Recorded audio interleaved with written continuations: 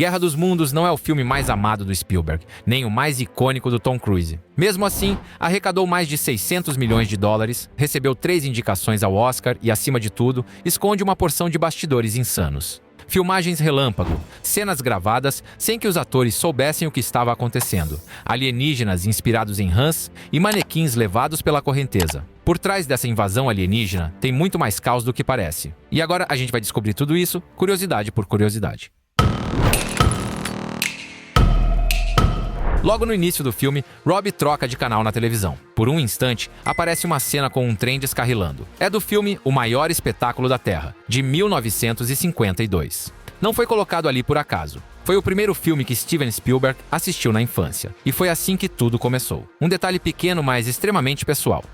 Spielberg nunca foi fã de spoilers, mas aqui foi além. Escondeu completamente o visual dos alienígenas de todo o elenco e equipe. Nem mesmo Dakota Fanning sabia como eles seriam. Durante as filmagens, usaram referências genéricas ou bonecos temporários. Só na exibição final é que todos viram o visual verdadeiro das criaturas.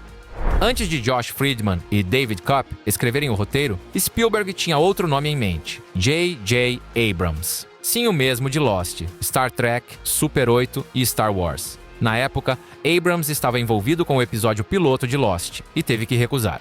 Mas, considerando o sucesso da série, foi uma boa escolha. Curiosamente, apenas um ano depois, ele dirigiria Missão Impossível 3 com o próprio Tom Cruise. Fico imaginando como teria sido o filme com o roteiro escrito por Abrams. Quando vemos o alienígena no porão, não é exatamente o que se espera. Spielberg queria algo úmido, pegajoso, estranho. O resultado, uma mistura de água viva com rã arborícola de olhos vermelhos. Perturbador. E para aumentar o mistério, em nenhum momento do filme eles são chamados de marcianos, porque eles não vêm de Marte, vêm de muito mais longe e parecem saídos de um canto escuro do universo onde ninguém gostaria de estar. Tem uma cena em que um dos alienígenas para observar uma roda de bicicleta e começa a brincar com ela. Parece aleatório, mas é um detalhe direto do livro original. Lá é mencionado que, apesar de toda a sua tecnologia, os alienígenas nunca inventaram a roda. Um detalhe que Spielberg transformou num momento visual sutil, mas genial. Guerra dos Mundos foi o primeiro filme em que Spielberg usou pré-visualização, uma espécie de storyboard animado em 3D que mostra como a cena vai ficar antes mesmo de ser gravada. Quem sugeriu isso foi George Lucas, enquanto trabalhava em Star Wars, Episódio 3. Spielberg testou, gostou e nunca mais parou de usar. Quando se tem amigos assim, nem precisa de tutorial no YouTube. Miranda Otto, que interpreta a ex-esposa de Ray, estava grávida no início das filmagens e quase desistiu do papel.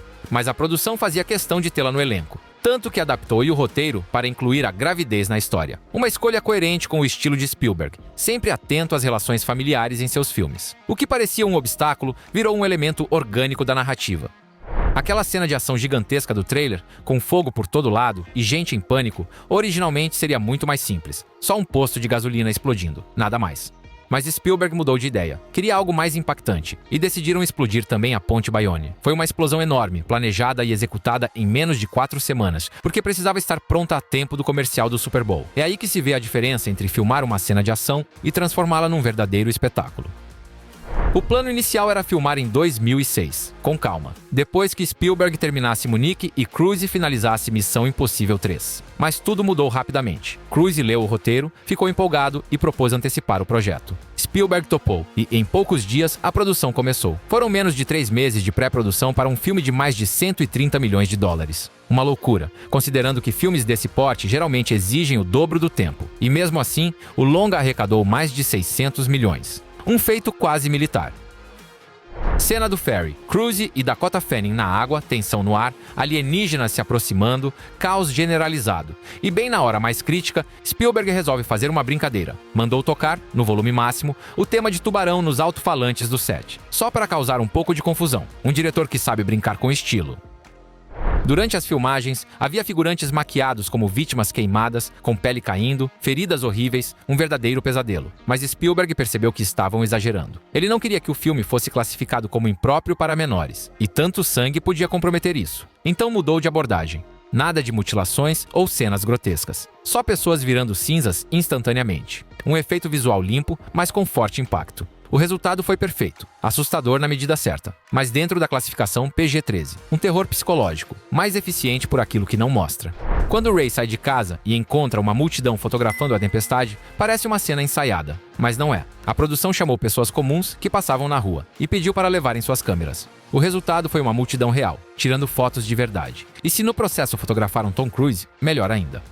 Lembra do Harlan Ogilvy, o personagem perturbado que vive no porão, interpretado por Tim Robbins? Pois é, originalmente o papel foi pensado para Bill Murray, mas ele estava ocupado com A Vida Marinha com Steve Zissou, do Wes Anderson, e teve que recusar. E considerando que Murray nem tem agente e só aceita papéis por meio de ligações de número privado, já foi um milagre Spielberg ter tentado. Uma pena, Robbins mandou muito bem, mas um Murray maluco num porão teria sido coisa de Oscar.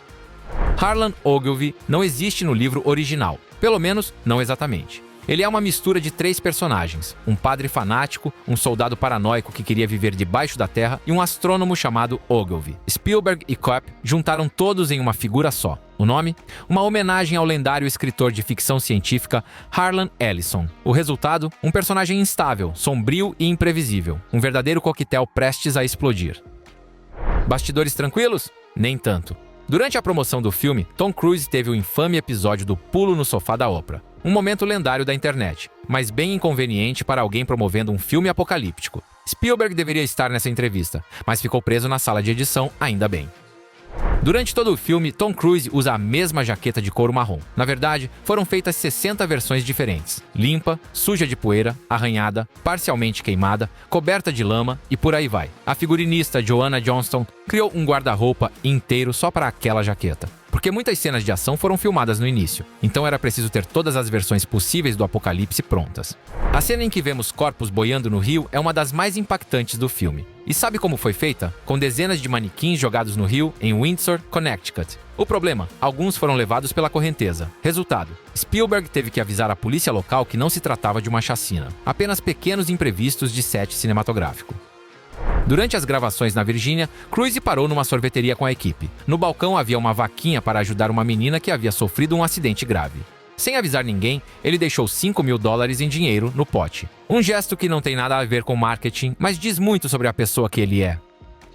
Sabe aquela cena chocante com o avião destruído no meio do bairro? Não é CGI, também não é maquete. É um Boeing 747 de verdade. Spielberg falou: "Vamos pegar um de verdade, arrebentar tudo e construir o cenário em volta." Custo da brincadeira, $2 milhões.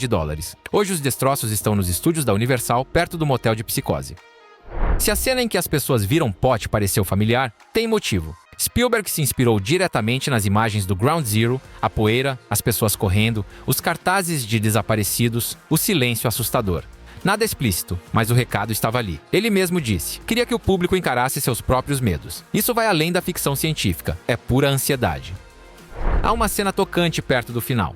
Rachel reencontra a família e ali estão os avós dela, 2 senhores simpáticos. Eles não são figurantes qualquer. Ele é Gene Barry, ela é Anne Robinson, os protagonistas do filme A Guerra dos Mundos de 1953. Spielberg os trouxe de propósito. Anne Robinson, aliás, também participou da série de TV de 1988 baseada no livro de H.G. Wells. 3 versões da história, e ela estava lá em todas. Isso é a história do cinema. Normalmente, um compositor assiste ao filme, absorve o clima e só depois começa a escrever a trilha. John Williams começou a compor com o filme pela metade, porque os prazos estavam apertadíssimos. Mesmo assim, criou uma trilha poderosa, sombria, quase apocalíptica. Um equilíbrio perfeito entre tensão e melancolia. Guerra dos Mundos estreou nos cinemas dos Estados Unidos, o público assistia ao fim do mundo e Spielberg já estava em outro set, gravando Munique. Justamente naquele dia. Sem pausa, sem festa, sem férias. Terminou um filme e já começou outro, com a mesma intensidade, no mesmo ritmo insano e com mais indicações ao Oscar. Isso não é só produtividade, isso é ser imparável. Enquanto a gente enrola para ver o último episódio da série, ele grava 2 épicos seguidos como se fosse nada. Guerra dos Mundos é aquele tipo de filme que você talvez não reassista todo ano, mas que fica na sua cabeça. Pelas atmosferas, pela tensão constante, pelas ideias geniais e também por aquelas totalmente malucas dos bastidores. Se você curtiu esse vídeo, deixa o like, se inscreve no canal e me conta nos comentários qual filme você quer ver a gente desmontar cena por cena na próxima vez. Valeu por assistir e a gente se vê no próximo vídeo.